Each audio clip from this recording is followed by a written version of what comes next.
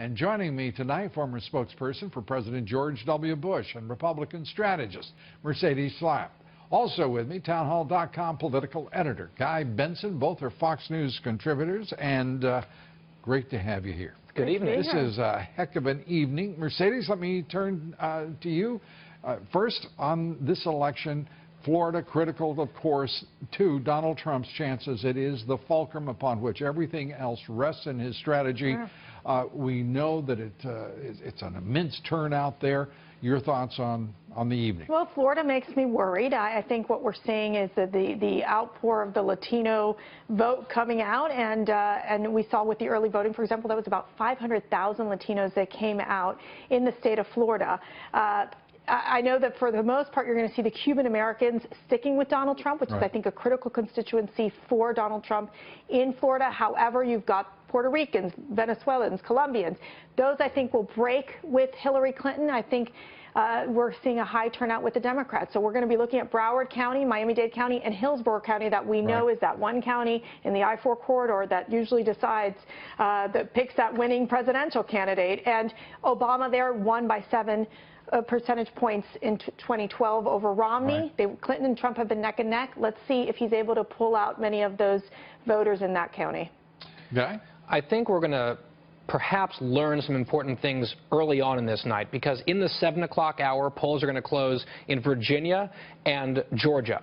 And those may not seem like important states, but if Trump's going to have a good night, he's going to have to surprise people and overperform in Virginia. If he's surprisingly competitive in Virginia, that means that minority turnout, particularly African Americans, young people, might be a problem for him across the country.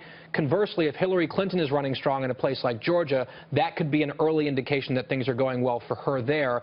And then later in the 7 o'clock hour at 7:30 Eastern Time, polls will close in North Carolina and Ohio, and we might start to get a real sense of where the presidential race and the Senate landscape is shaping up within the first hour of results coming in, because there's so many early votes banked already. And again, in those two battleground states, we know the turnout again is high.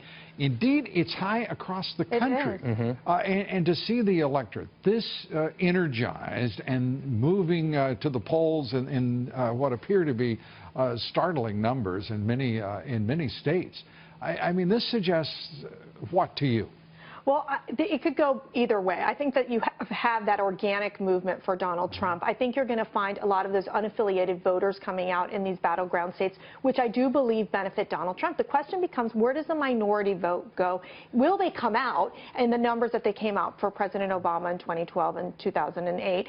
If we start seeing the black vote coming out strong in North Carolina, for example, it's an advantage for Hillary Clinton. That has not been the case thus far in early voting. And I think what we're seeing, again, going back to the Latino vote, that is critical not only in Florida, but in Virginia and Colorado, Arizona, and Nevada. Really, the country. That's right. And I was just going to say, and your question was about turnout, and I saw some of these data crunchers saying it looks like we're on pace to definitely blow out the 2012 turnout numbers. I think this is an indication of immense interest in this election.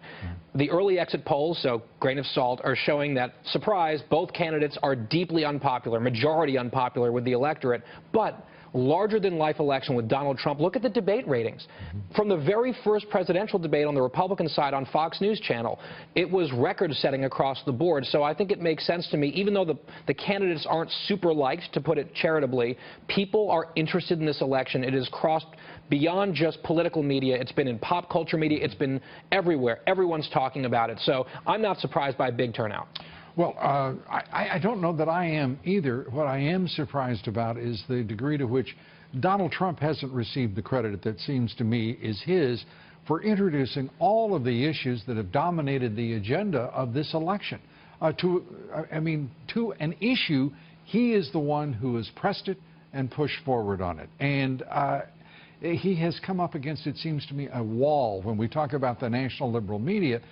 Not giving him credit for that, not giving credit for running a very clean campaign, the cleanest, I personally think. Well, and his memory. campaign, Donald Trump's campaign, has been the campaign of the American worker.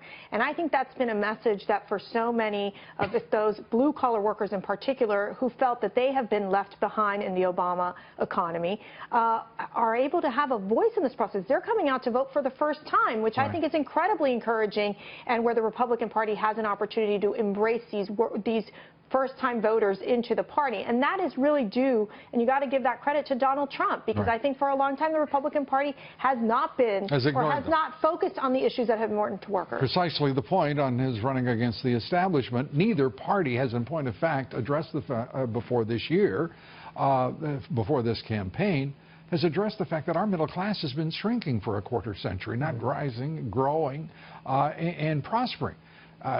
And Hillary Clinton is the embodiment of the establishment in an establishment year, an anti-establishment year, I should say.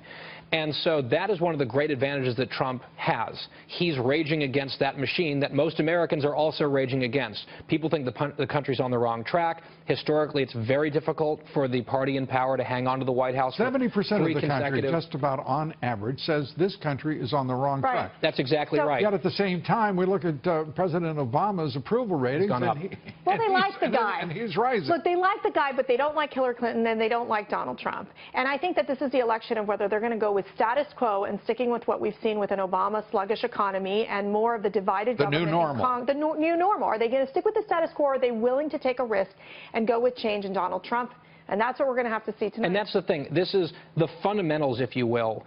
If you take out the names Hillary Clinton and Donald Trump, the fundamentals favor Trump and the Republicans this year, generally. But if you look at a lot of the data and the turnout and the ad spending and all that, that all favors Hillary Clinton. So for political nerds like us, it's going to be really interesting to see which of these dynamics wins out. Is it the data, or is it sort of the political wins? That's right. And we're also, as we talk glowingly about turnout, we're hearing about all sorts of problems at the polling booths, whether it be electronic voting, whether it be ballots not ready.